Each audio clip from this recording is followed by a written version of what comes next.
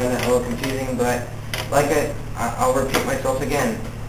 I know God that He created us to be better than animals, and He will intend to give animals to us to eat. But that still doesn't state the fact or disprove the fact that animals don't have souls.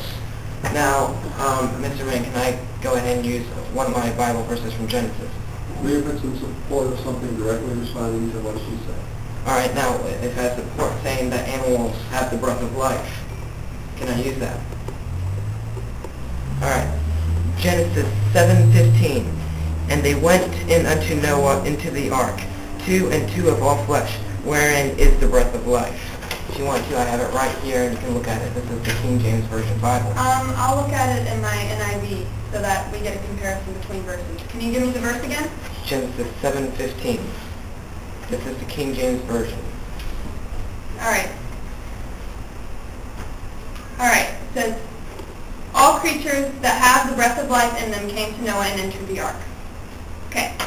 So I will say equally to you that animals have the breath of life. No one denies that animals are living creatures. Does anybody deny that? I don't think so. But the debate here, unless I've misunderstood a term somewhere, is whether or not animals, by having souls, have a place in heaven. Is that, okay, we need to define something. Are you saying that animals go to heaven because they have souls? Is that your position? Well, technically, I don't know. Well, we can't speak animal or anything like that, so I don't know if there's like a little animal gospel. I have no idea of knowing that. But I know that God, there was also animals with Jesus. I mean, there was a lamb, that I believe there was a donkey. Not my question. Do you support the fact that because animals have souls, they go to heaven? Is that your position? Somewhat. Mainly, yes. But okay. I'm going to record that as your position from now on. Let me go ahead and explain this. Okay. Since we can't speak animal, we can't roar, we can't do little mouth chitter or whatever. We don't know what they've done. We don't know exactly what they're speaking, what they're thinking. I don't know if all animals go to heaven. I know that at least some animals go to heaven. Okay. I'm not claiming all animals. So you do have the faith that because animals have souls, that some of them will go to heaven. I believe so. But okay.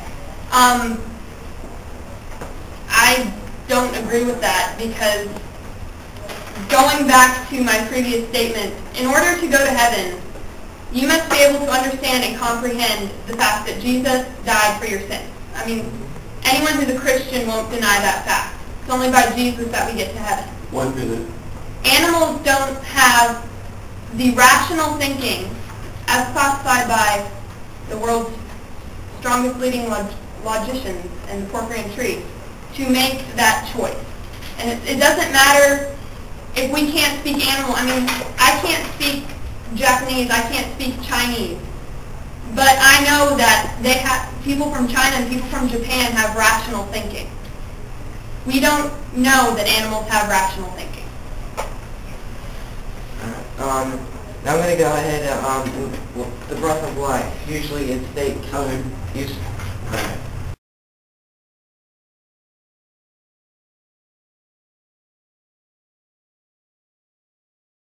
You have 10 minutes to process.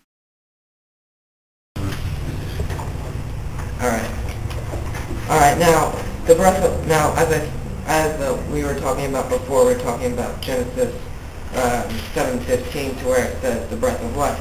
Now, when it says that God breathed the breath of life and He made Adam from the dust, He said He breathed the breath of life into him, therefore making him a living human being. And it says in Genesis 7:15 that every creature that has the breath of life. Now, I'll say this again and over again. I know that God created us to be better than animals, but I still believe animals have a soul because they have the breath of life from which God gave them. Now, let's see.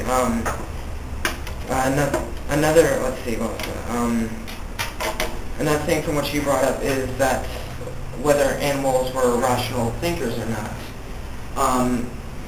This we cannot know. We cannot be absolutely positive upon because we're not exactly an animal. Well, can be considered as mammals, but we're not exactly an animal. We're not exactly a mouse. We can't think like a mouse. But the ability to do work and go about getting cheese or anything is done through actions. Like when an animal hunts, it thinks. It's like you said before, it's a little bit of instinct, but I also think in order to use that instinct, you need to have a little bit of thought before you commit the action of what you're about to commit. So, let's see, Can I respond to anything you're saying? Okay. I'm going to go to your comment of the breath of life. First of all, I interpret breath of life as exactly what it says. The breath of life, not a spirit or a soul. I think it means exactly how it's translated. He breathes into them and they become alive. It's not necessarily designating that they have a soul or a spirit. It's just saying that they are alive. Okay. Second, you keep saying a comment that you don't think that animals are better than us, but you think that they still have souls. By that comment, you're basically implying that I believe that animals are better than us, which I don't think that's true. I'm not implying that. Then how come you keep trying to rebuttal my statement by saying, hey, I'm not saying that animals are better than humans. That's what you're saying. Alright, the reason why I say that over and over again is because often people, like, example, some of my sources here, I don't believe everything in this, but some of my sources are from the Catholic Church, and the Catholic Church often believes animals to be equal to humans, which is what I disagree with. And it's often that people believe that animals have souls, but they also believe that they're equal to us, which is what I disagree with. Now, I'm going to go ahead and bring up a verse here from Ecclesiastes 3:19 through 20. It says, what? She could respond to that. Yeah, I Okay, can sorry, respond go to ahead. your statement. Okay, it's all right. I never once in this debate said that animals are equal to humans. So that statement isn't relevant to this debate because I'm not making that argument. Personally, I don't care what the Catholic Church believes. I don't care what your sources say. This is a debate between you and me. And I have never made the assumption that animals are equal to humans. So that's not a justified response. Can I speak? Yes. Like I said, people often believe that if this person believes that animals have a soul, they often believe that they're equal to humans. And that's automatically assumed, and I did not want that to be assumed upon me. So I made it quite clear that I believe that God created humans and loves humans more than he loves animals. That's what I was trying to make clear as far as that statement is concerned. I guess you can have your next comment then. Alright, I'm going to bring up Ecclesiastes 3:19 through 20. It says that humans have no advantage over animals. They all draw the same breath. All came from the dust, and to dust all return. Now, this verse gets me a little thinking, but because it says that humans have no advantage over animals. Again, that is Ecclesiastes 3, verses 19 through 20. I have it. I'm not trying to discredit the New King James Version. I'm just trying to give a different translation. The NIV says that man's fate is like that of animals.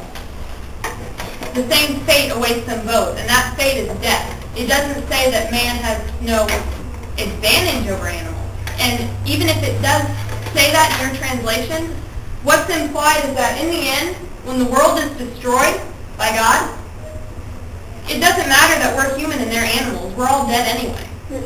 Death is going to come to us all, no matter if we're a worm, a duck, a dog, or a human. It doesn't matter. Death is universal. That's what I interpret that verse to mean.